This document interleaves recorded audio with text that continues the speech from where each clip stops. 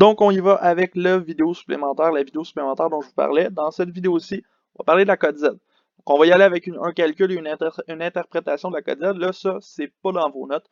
Donc, c'est la seule partie de la matière que vous avez. Je vais essayer de vous envoyer un document dans lequel on retrouve ce dont on parle dans cette vidéo-ci. Mais sachez que c'est pas dans vos notes, c'est du supplément de matière en ce moment. Donc, on commence par définir ce qu'est la code Z. La code Z, au sens mathématique, c'est une statistique qu'on va associer à une valeur X. Cette statistique-là, elle va correspondre à la distance entre la valeur et la moyenne, et cette distance-là, elle va être mesurée en écart type. D'autres termes, on va donner combien il y a d'écart type qui séparent une valeur de la moyenne, autant au-dessus de la moyenne qu'en dessous de la moyenne, avec notre indication de la code Z. Cette code Z-là, on va la noter Z tout simplement, rien de plus simple que ça, et on la calcule avec la formule suivante. Donc, on prend notre valeur moins la moyenne et on divise par l'écart type. On trouve quelle est la distance entre la valeur et la moyenne, puis on va voir combien de fois est-ce que l'écart type rentre dans cette distance-là, grosso modo. Pour la code Z, on a quelques propriétés intéressantes, notamment si vous avez une code Z qui est négative, ça veut dire que votre valeur est au-dessous de la moyenne. Vous avez une valeur qui est un petit peu moins grande que la moyenne. Si vous avez une code Z qui est positive, ça veut dire que votre valeur elle est au-dessus de la moyenne. Donc, vous avez une valeur un petit peu plus grande que votre moyenne. Aussi, on va dire que notre code Z, de façon générale, elle va se retrouver entre moins 3 et 3. En d'autres termes, on risque la plupart du temps d'être entre moins 3 écarts types en dessous de la moyenne et 3 écarts types au-dessus de la moyenne. Généralement, c'est ce qu'on obtient.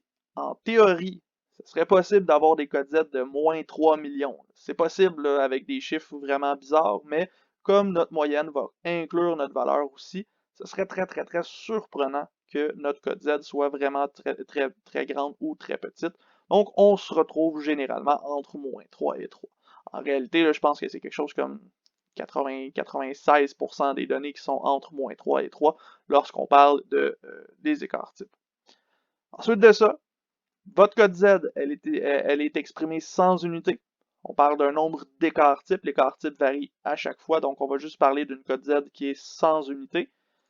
Et finalement, votre code Z, à quoi est-ce qu'elle va vous servir? Elle va vous servir à comparer des données de deux séries statistiques différentes ou plus. On interprète cette code Z-là de la façon suivante. On va commencer par se donner des mots-clés. On parle d'une distance de X écart type de la moyenne. Ici, le X, c'est la valeur de la code Z. On parle de la variable qui est étudiée, donc quelle variable est à une certaine distance de la moyenne. Et ensuite de ça, on donne la valeur de la code Z sans les unités. Vous remarquez qu'on ne parle pas de population ici dans notre interprétation. C'est normal parce qu'on va parler d'une valeur unique. Donc, on n'a pas besoin d'aller parler de la population complète. On parle seulement de notre valeur. Ceci étant dit, à quoi ça ressemblerait dans une petite phrase? On aurait quelque chose comme la variable est à code Z écart type de la moyenne. Code Z étant le chiffre ici, donc on donne à combien d'écart type on est de la moyenne avec cette code Z-là. Très simple, donc on se donne un petit exemple. Dans ce cas-ci, on suppose que le poids moyen d'un homme adulte est de 83 kg. On a un écart type de 10 kg pour le poids. On se donne une taille moyenne de 178 cm et un écart type de 5 cm. Et on a une personne, Jean dans ce cas-ci, qui mesure 185 cm et pèse 88 kg. La question qu'on se pose, est-il relativement plus grand que lourd?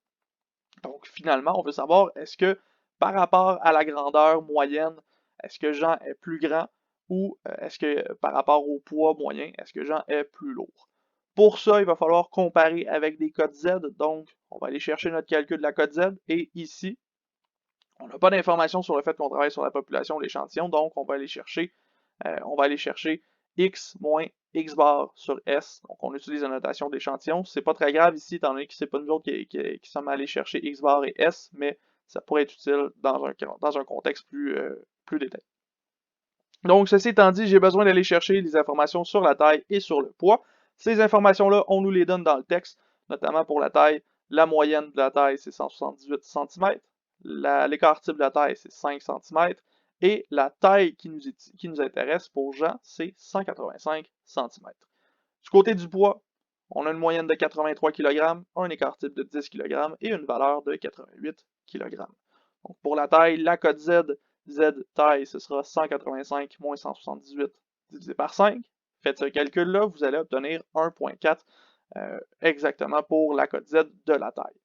Du côté du poids, si vous faites le même calcul, 88,83 divisé par 10, vous allez obtenir 0,5 pour la cote Z. Ce que ça veut dire pour la taille, c'est que la taille de Jean est à 1,4 écart type de notre moyenne. Donc, si on était à la moyenne de la taille, ici, 178 cm, il faudrait qu'on augmente de 1,4 écart type, 1,4 fois l'écart type de notre population, de notre échantillon, pour se rendre jusqu'à la taille de Jean. Alors que du côté du poids, le poids de Jean est à 0,5 écart type de la moyenne. Donc, si on était exactement à la moyenne, 83 kg, il faudrait monter d'un demi-écart type, donc de la moitié de 10 kg, pour se rendre jusqu'au poids de Jean. Donc, dans ce cas-ci, on se rend compte qu'on est plus éloigné de la moyenne de la taille par rapport à la taille de Jean qu'on l'était pour le poids. Donc, finalement, selon les codes Z de sa taille et de son poids, ben Jean il va être plus grand que Lourd par rapport aux moyennes respectives. On a réussi à calculer avec nos codes Z que notre cobaye était plus grand que Lourd d'un point de vue statistique.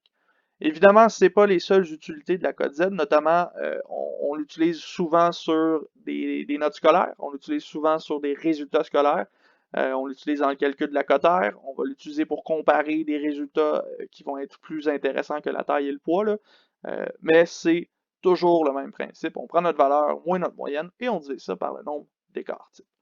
Ceci étant dit, ça fait le tour de la code Z, je ne m'étire pas plus longtemps que ça. Donc, ça veut dire qu'on a fini pour le chapitre 3, on a fini toutes les mesures qu'on avait à voir.